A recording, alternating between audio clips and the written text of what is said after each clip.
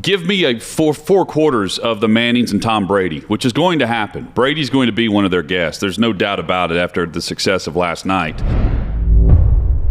Hutton, I don't think that the Monday Night Football season could have started much better than the Manning cast combined with a wild finish between Vegas and Baltimore. Well, you talked, Chad, about the two biggest spreads of the weekend being Sunday night, Monday Night Football. Sunday night, it surpassed the spread, but Monday night we got overtime. And the telecast we were buzzing about on our text chain. Peyton was too hyped up for it early, and he was trying to do too much. The headset and the whiteboard. There's only so much time between plays, even if you're going to talk about the game and not every play. But I thought as they settled in, it was terrific and energizing and fantastic. But at the same time, my brother, a Giants fan, an Eli Manning fan, was texting me how bad it was. So it's not for everybody, and the ratings weren't for everybody. Us and everybody on our Twitter followers were watching that. But most of America was watching the regular broadcast. So it's a niche audience. But for us, I think the three of us would say every Monday night that it's on, we're watching it. And the Monday nights it's not on, we're going to be pissed off that it's not on. And I believe it moves to online only, ESPN Plus, starting next week. Is that right? It will not be on ESPN2. That was a bait to get people in, to get subscribers to ESPN Plus. I've got Plus, but I don't like it's a little bit slow.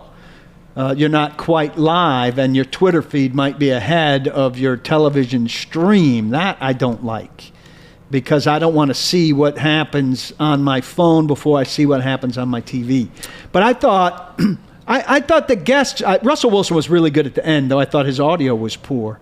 I thought he was the best of the guests. Ray Lewis was good too, but the guests have the potential to bog it down a little. Ultimately, I like the two of them talking football in the small boxes on the screen, with the game still being prominent. But I thought some of the stuff that they talk about and the stories they told were excellent, and I prefer it much more than the traditional commentator. This is revolutionary. If you did not like that, if you're someone like your brother, Paul, that just hated it, to me, he thought Eli was boring. Well, to me, though, I think you only hate it because you're so used to the normal broadcast that you can't go away from it. So anything else, and it does seem weird. You know, when they started these national championship college football broadcasts with the coach's film room and different perspectives, it was weird at first to have the game just barely on in the background with a little bit of crowd noise and then people talking over it. But I think once you get past that and get used to it, I don't know how you could watch that entire broadcast, which I did last night, and not come away with something that you loved. If you hated all of that, you hate life. You hate everything. There had to be something, even the staunchest critic or cynic out there had to take something away from that broadcast that you liked. And they had a halftime meeting. The producer told them, more football. You know, the whiteboard and the gimmicks that Peyton was going really, really fast early, right? He was trying to get everything in. And they slowed it down, and it was more football in the second half, and I thought it got better as it went on. I loved it, and I don't mind the number of guests. I think 4 is the right number. I can't wait to see what they unveil. Give me a four quarters of the Mannings and Tom Brady, which is going to happen. Brady's going to be one of their guests. There's no doubt about it after the success of last night. And then you start rolling through the people in Hollywood that would jump on.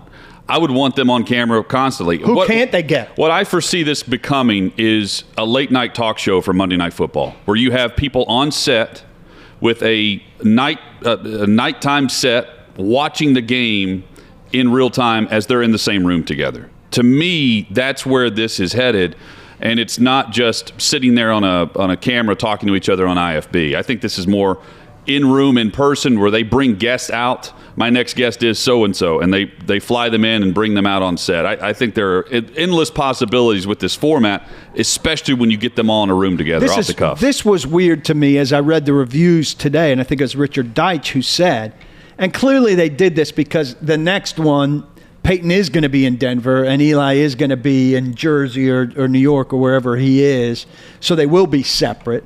But last night they were in separate studios of ESPN's at the Seaport in New York. Right. Because I think Peyton was there for something related to an ESPN personality, maybe a funeral, and whatever. So they were like next door to each other. So I was like, well, if you're next door to each other, sit on the couch next to each other, right? But then we would have been bummed out next time, I guess, when they're not on the couch next to each other and they didn't want to set up for that. But that fire alarm's not in Eli's apartment. That fire alarm's in an ESPN studio. Thanks for watching. Be sure to subscribe and hit the bell so you're notified every time Outkick 360 goes live. We are live weekdays, 11 a.m. Central, noon Eastern, right here across the Outkick network. And while you're at it, like this video and let us know what you think in the comments below.